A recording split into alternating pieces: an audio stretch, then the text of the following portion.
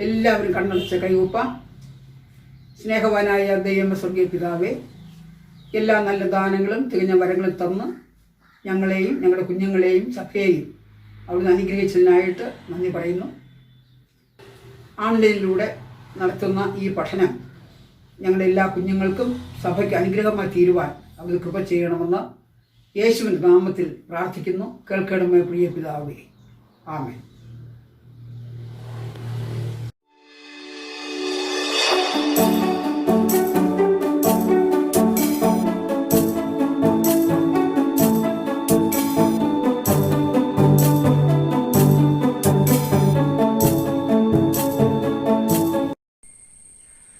Hi കുഞ്ഞുമക്കളെ, എല്ലാവർക്കും എൻ്റെ നമസ്കാരമുണ്ട്. അപ്പോൾ നമ്മൾ പാഠം പഠിക്കാൻ പോവുകയാണ്. 10 പാഠം വരെ നിങ്ങൾ പഠിച്ചു അല്ലേ? ഇന്ന് 11ാമത്തെ പാഠം നമ്മൾ പഠിക്കാൻ പോകുന്നതാണ്. എത്രാമത്തെ പാഠം? 11ാമത്തെ പാഠം. പാഠത്തിന്റെ പേരെന്നറിയാവോ? ദുഷ്ടന്മാരായ കുടിയാന്മാർ. എന്താണ് പേര്? ദുഷ്ടന്മാരായ കുടിയാന്മാർ. മത്തായി എഴുതിയ സുവിശേഷം 21 അധ്യായം 33 മുതൽ 46 വരെ വായിക്കുമ്പോൾ നമുക്ക് ഇന്ന് മനസ്സിലാക്കുവാൻ കഴിയും. ഓക്കെ, തുടങ്ങാമല്ലോ. അപ്പൊ നമുക്ക് ആദ്യം എന്താ വേണ്ടത്? നമ്മൾ ക്ലാസ്സിന് വരുമ്പോൾ എന്തൊക്കെയാ വേണ്ടത്? ബൈബിൾ, നോട്ട് ബുക്ക്, പേന. ഇതെല്ലാം എടുത്തോ. എടുക്കാത്തവർ വേഗം എടുത്തുകൊണ്ട് വന്ന് നമുക്ക് എത്രയും പെട്ടെന്ന് ക്ലാസ് തുടങ്ങാം. Okay okay. യേശു അങ്ങനെ ഉപമയായിട്ട് പറഞ്ഞു തുടങ്ങിയത്, ഗൃഹസ്ഥനായൊരു മനുഷ്യൻ ഒരു മുന്തിരിത്തോട്ടം നട്ടുണ്ടാക്കി. എന്തുണ്ടാക്കി? ഒരു മുന്തിരിത്തോട്ടം നട്ടുണ്ടാക്കി. എന്നിട്ട് ഈ മുന്തിരിത്തോട്ടം കുടിയാന്മാരെ പാട്ടത്തിന് ഏൽപ്പിച്ചിട്ട് ആ മുന്തിരിത്തോട്ടത്തിന്റെ ഉടമ പരദേശത്തേക്ക് പോയി. എവിടെ പോയി? ആര് പോയി? മുന്തിരിത്തോട്ടത്തിന്റെ ഉടമ എവിടെ പോയി? പരദേശത്തേക്ക് പോയി. ഇവിടെ കുടിയാന്മാരെ ഏൽപ്പിച്ചിട്ട് പരദേശത്തേക്ക് അദ്ദേഹം പോയി. ഈ മുന്തിരിത്തോട്ടം പൂത്ത് വിളഞ്ഞ് പഴുക്കാറായപ്പോൾ അതിന്റെ ഫലം എടുക്കാൻ സമയത്ത് ഈ മുന്തിരിത്തോട്ടത്തിന്റെ ഉടമസ്ഥൻ അവിടുന്ന് ദാസന്മാരെ ഇവിടേക്ക് അയച്ചു. മുന്തിരിത്തോട്ടത്തിന്റെ ഫലം വാങ്ങുവാൻ വേണ്ടി ദാസന്മാരെ ഇവിടേക്ക് അയച്ചു. ഈ ദാസന്മാർ ഇവിടെ വന്നപ്പോൾ എന്ത് ചെയ്യുന്നറിയാമോ? കുടിയാന്മാർ, ഇവിടെ പാട്ടത്തിന് ഏൽപ്പിച്ചിട്ട് പോയ കുടിയാന്മാർ ഈ ദാസന്മാരിൽ ഒരാളെ കൊന്നു, ഒരാളെ തല്ലി, ഒരാളെ കല്ലെറിഞ്ഞു. ഈ മൂന്ന് പേര് ദാസന്മാരെ ഒരാളെ കൊല്ലുകയും ചെയ്തു, ഒരാളെ കല്ലെറിഞ്ഞ് ഓടിക്കുകയും ചെയ്തു. ഈ ദാസന്മാർ എന്ത് ചെയ്യുന്നറിയാമോ? നേരെ ഈ ഉടമസ്ഥന്റെ അടുത്ത് പോയി പറഞ്ഞു. ഉടമസ്ഥൻ എന്ത് ചെയ്യുന്നറിയോ? വീണ്ടും കുറച്ച് ദാസന്മാരെ ഇവിടേക്ക് അയച്ചു. ഈ മുന്തിരിത്തോട്ടത്തിലേക്ക് ഇവിടുത്തെ ഫലം വാങ്ങുവാൻ വേണ്ടി വീണ്ടും ദാസന്മാരെ അയച്ചു. എന്നാൽ ഈ ദാസന്മാർ ഇവിടെ വരുന്ന സമയത്ത് വീണ്ടും കുടിയാന്മാർ ഇവരെ 3 പേരെയും വീണ്ടും ഇതുപോലെ ആദ്യം ചെയ്ത ദാസന്മാരോട് ചെയ്ത അതേ ഇത് ഇവിടെ രണ്ടാമത് വന്ന അവരോട് ചെയ്തു. ഇങ്ങനെ ഇവര് ഓടിപ്പോയി. അങ്ങനെ ഈ ഉടമസ്ഥനോട് പറയുകയും ഉടമസ്ഥൻ എന്ത് ചെയ്യുന്നറിയാമോ? ഈ മുന്തിരിത്തോട്ടത്തിന്റെ ഉടമ എന്ത് ചെയ്യുന്നറിയാമോ? അദ്ദേഹത്തിന്റെ മകനെ പറഞ്ഞു വിട്ടു. ആരെ പറഞ്ഞു വിട്ടു? മകനെ പറഞ്ഞു വിട്ടു. എന്തിനാ പറഞ്ഞു വിട്ടത്? അപ്പൊ മകനാവുമ്പോ അവരൊന്നും ചെയ്യില്ല എന്ന് ഈ വീട്ടുടമസ്ഥൻ, ഈ മുന്തിരിത്തോട്ടത്തിന്റെ ഉടമസ്ഥൻ വിചാരിച്ചു. എന്റെ മകനെ വിട്ടാൽ അവർ ശങ്കിക്കും, അവനൊന്നും ചെയ്യില്ല, ആ ഫലം അതിലുള്ള ഫലത്തിന്റെ എല്ലാം തരുമെന്ന് അവർ കരുതി ഈ മുന്തിരിത്തോട്ടത്തിന്റെ ഉടമസ്ഥൻ സ്വന്തം മകനെ അയച്ചു. എന്നാൽ അവിടെ എന്ത് ചെയ്തറിയാമോ? ഈ സ്വന്തം മകൻ വന്നപ്പോൾ അവിടുത്തെ കുടിയാന്മാർ കരുതി ഇവൻ ഇതിന്റെ അവകാശി. എന്തിന്റെ അവകാശി? ഈ മുന്തിരിത്തോട്ടത്തിന്റെ അവകാശിയാണ്. അപ്പൊ എന്ത് ചെയ്യണം? ഇവനെ ഇനി ഇവിടെ വച്ചേക്കാൻ പാടില്ല, ഇവനെ കൊന്നുകളയണം. അങ്ങനെ എന്ത് ചെയ്യുന്നറിയാമോ? ഈ മുന്തിരിത്തോട്ടത്തിന്റെ ഉടമസ്ഥന്റെ മകനെ അവർ കൊന്നുകളഞ്ഞു. ഇത് വീട്ടുടയൻ, ഈ ഉടമസ്ഥൻ അറിഞ്ഞിട്ട് ഈ വീട്ടുടയൻ ഇവിടെ വന്നിട്ട് ഈ കുടിയാന്മാരെ എല്ലാവരെയും നിഗ്രഹിച്ചു, എല്ലാവരെയും കൊന്നുകളഞ്ഞു. എല്ലാ കുടിയന്മാരെയും കൊന്നുകളഞ്ഞിട്ട് വേറെ നല്ല കുടിയാന്മാർക്ക് ഇത് പാട്ടത്തിന് ഏൽപ്പിച്ചിട്ട് പോയി. വേറെ നല്ല കുടിയാന്മാരെ പാട്ടത്തിന് ഏൽപ്പിച്ചിട്ട് വീണ്ടും ഈ മുന്തിരിത്തോട്ടത്തിന്റെ ഉടമസ്ഥൻ എവിടെ പോയി? പരദേശത്തേക്ക് പോയി. ഓക്കെ, മനസ്സിലാവുന്നുണ്ടല്ലേ? Okay okay right. ഈ മുന്തിരിത്തോട്ടത്തിന്റെ ഉടമസ്ഥൻ വന്നിട്ട് എന്ത് ചെയ്യുന്നറിയാമോ? എന്ത് ചെയ്യും അറിയാമോ? അറിയില്ല. ഈ മുന്തിരിത്തോട്ടത്തിന്റെ ഉടമസ്ഥൻ വന്നിട്ട് എന്ത് ചെയ്യുന്നറിയാമോ? ഈ കുടിയന്മാരെ എല്ലാവരെയും കൊന്നുകളഞ്ഞു. ഈ കുടിയന്മാരെ എല്ലാവരെയും കൊന്നുകളഞ്ഞിട്ട് വേറെ കുടിയന്മാരെ ഈ മുന്തിരിത്തോട്ടം പാട്ടത്തിന് ഏൽപ്പിച്ചു. നല്ല കുടിയന്മാരെ, ഫലം കൊടുക്കുന്ന കുടിയന്മാരെ പാട്ടത്തിന് ഏൽപ്പിച്ചിട്ട് ഇദ്ദേഹം പരദേശത്തേക്ക് പോയി. അപ്പോൾ ഈ ഉപമ എല്ലാം പറഞ്ഞു തീർന്ന ശേഷം വീണ്ടും യേശു അവരോട് പറയുകയാണ്, ജനത്തിനോട്, അവരുടെ കൂടെ വന്ന ജനത്തിനോട് പറയുകയാണ്, വീട് പണിയുന്നവർ തള്ളിക്കളഞ്ഞ കല്ല് മൂലക്കല്ലായി തീർന്നിരിക്കുന്നു. ഇത് കർത്താവിനാൽ സംഭവിച്ചു, നമ്മുടെ ദൃഷ്ടിയിൽ ആശ്ചര്യവുമായിരിക്കുന്നു. ഇത് തിരുവഴുത്തുകളിൽ നിങ്ങൾ വായിച്ചിട്ടില്ലയോ എന്ന് ഈ കൂടി വന്ന ജനത്തോട് ചോദിക്കുകയാണ്. ആരോട് ചോദിക്കുകയാണ്? ഈ കൂടി വരുന്ന ജനത്തിനോട് ചോദിക്കുകയാണ്. എന്നിട്ട് യേശു പറയുകയാണ്, അതുകൊണ്ട് ദൈവരാജ്യം നിങ്ങളുടെ പക്കൽ നിന്ന് എടുത്ത്, എന്താണ് ദൈവരാജ്യം നിങ്ങളുടെ പക്കൽ നിന്ന് എടുത്ത്, ആരുടെ പക്കൽ നിന്ന് എടുത്ത്? ആ കൂടി വന്ന ജനത്തിന്റെ പക്കൽ നിന്ന് എടുത്ത് അതിന്റെ ഫലം കൊടുക്കുന്ന ജാതിക്ക് കൊടുക്കും എന്ന് യേശു അവരോട് പറയുകയാണ്. ഇതിന്റെ ഫലം കൊടുക്കുന്ന ജാതികൾക്ക് ഇത് കൊടുക്കും എന്നാണ് യേശു അവരോട് പറയുന്നത്. ഓക്കെ, മനസ്സിലാവുന്നുണ്ടല്ലേ? യേശു വീണ്ടും അവരോട് പറയുകയാണ്, ഈ കല്ലിന്മേൽ വീഴുന്നവൻ തകർന്നു പോകും, അത് ആരുടെ മേലെങ്കിലും വീണാൽ അവനെ ധൂളിപ്പിക്കും എന്ന് യേശു വീണ്ടും അവരോട് പറയുകയാണ്. അപ്പോൾ ഇതിൽ കേട്ടുകൊണ്ടിരുന്ന മഹാപുരോഹിതനും പരീശന്മാരും വിചാരിച്ചു തങ്ങളെക്കുറിച്ചാണ് പറയുന്നതെന്ന് അവർക്ക് മനസ്സിലാക്കിയിട്ട് അവർ യേശുവിനെ പിടിക്കുവാൻ നോക്കുകയാണ്. ആരെ? യേശുവിനെ പിടിക്കുവാൻ നോക്കുകയാണ്. എന്നാൽ കൂടെ വന്ന ജനക്കൂട്ടം യേശു പ്രവാചകനാണെന്ന് എല്ലാ ജനവും പറയുന്നത് കൊണ്ട് യേശുവിനെ പിടിക്കാൻ അവർ ഭയപ്പെട്ടു. ആര് ഭയപ്പെട്ടു? യേശുവിനെ പിടിക്കാൻ അവർ ഭയപ്പെട്ടു. ഈ മഹാപുരോഹിതനും പരീശന്മാരും ഭയപ്പെട്ടു. അപ്പോൾ ഇന്നത്തെ ക്ലാസ് ഇഷ്ടപ്പെടുമെന്ന് കരുതുന്നു. എല്ലാവരും ഒരു പ്രാവശ്യം കൂടെ കേൾക്കുക, പഠിക്കുക. ഓക്കെ, അപ്പോൾ നമുക്ക് ഇന്നത്തെ മനപ്പാഠവാക്യം പഠിക്കാലോ. ഇന്നത്തെ മനപ്പാഠവാക്യം 1 തിമോഥെയോസ് 4-ാം അധ്യായം 14-15 വാക്യമാണ് ഇന്നത്തെ മനപ്പാഠവാക്യം. ഓക്കെ, പറയട്ടെ. മൂപ്പന്മാരുടെ കൈവപ്പോടുകൂടെ പ്രവചനത്താൽ നിനക്ക് ലഭിച്ചതായി നിന്നിലുള്ള കൃപാപരം ഉപേക്ഷയായി വിചാരിക്കാതെ നിന്റെ അഭിവൃദ്ധി എല്ലാവർക്കും പ്രസിദ്ധമായി തീരേണ്ടതിന് ഇത് കരുതുക, ഇതിൽ തന്നെ ഇരുന്നു കൊള്ളുക. ഓക്കെ, അപ്പൊ എല്ലാവരും മനപ്പാഠവാക്യം പഠിക്കണം, എല്ലാവരും വീട്ടിൽ പ്രാർത്ഥിക്കണം, നന്നായിട്ട് വളരണം. ഓക്കെ, ദൈവം അനുഗ്രഹിക്കട്ടെ.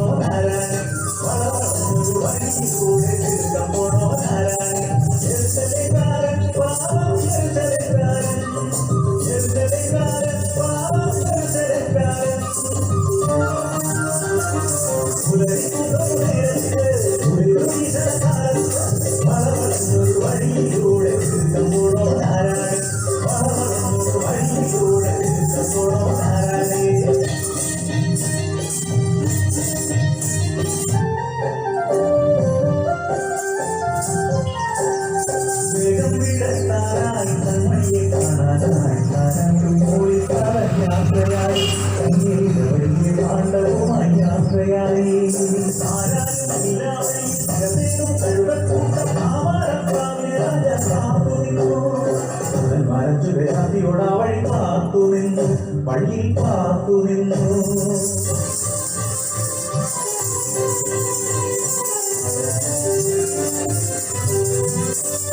ഹൃദയം പൊട്ടിക്കുടയുന്നു ആരായി കിടയുന്നു ആത്തരായി ആഴ്കിടാവ് തോരപ്പാത്തിലേറിയതെല്ലാം ആ കള്ളന്മാർ കവർന്നെടുത്തു കിടന്നയാൾ മുണ്ടപ്രായരായി വിജനതയിൽ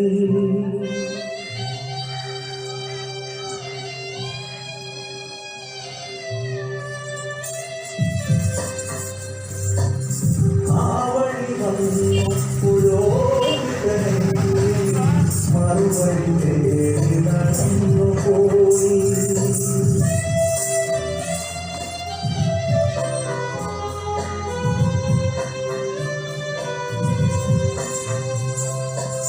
പിന്നിലായി വന്നൊരു ലേവായ നെഞ്ചിലും തന്മതി നോക്കിയന്നു പോയി വെളിവസ്തു നോക്കാതെ വെളിയപ്പണത്തിനായി പോരെ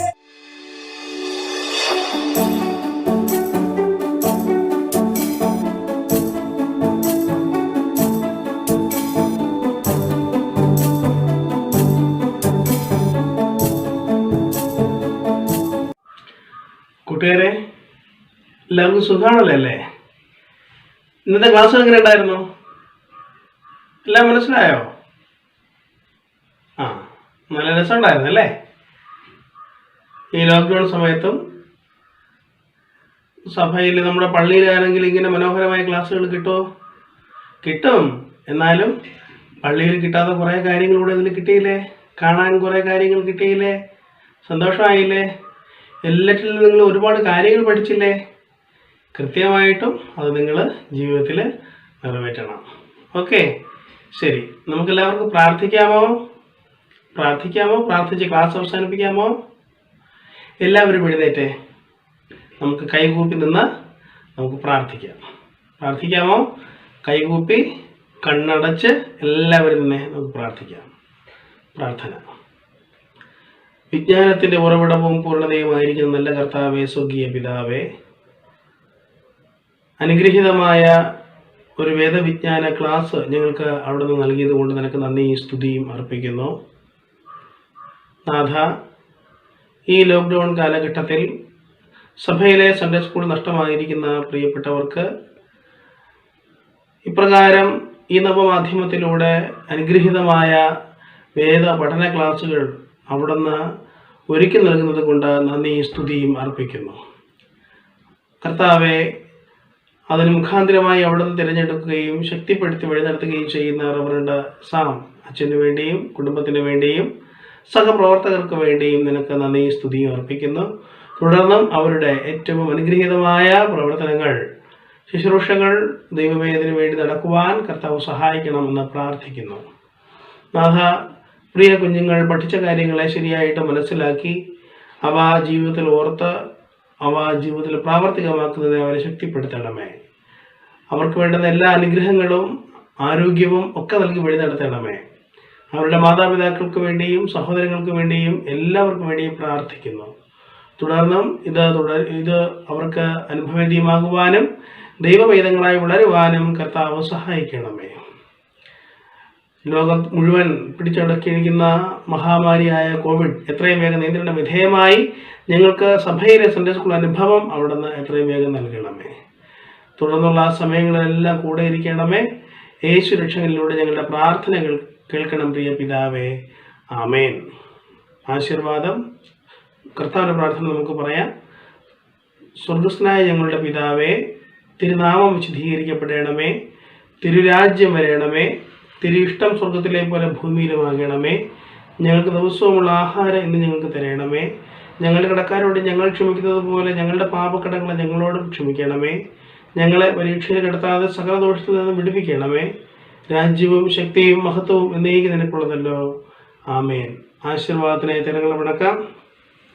നമ്മുടെ കർത്താവും രക്ഷിതാവുമായ യേശു ക്രിസ്തുവിന്റെ കൃപയും ദൈവത്തിന്റെ സ്നേഹവും പരിശുദ്ധാത്മാവിന്റെ കൂട്ടായ്മയും സംസർഗവും കാവലും നിങ്ങളുടെ എല്ലാവരോടും ഇന്നും എന്നും കൂടെ കാത്തു പരിപാലിക്കുമാറാകട്ടെ. ആമേൻ.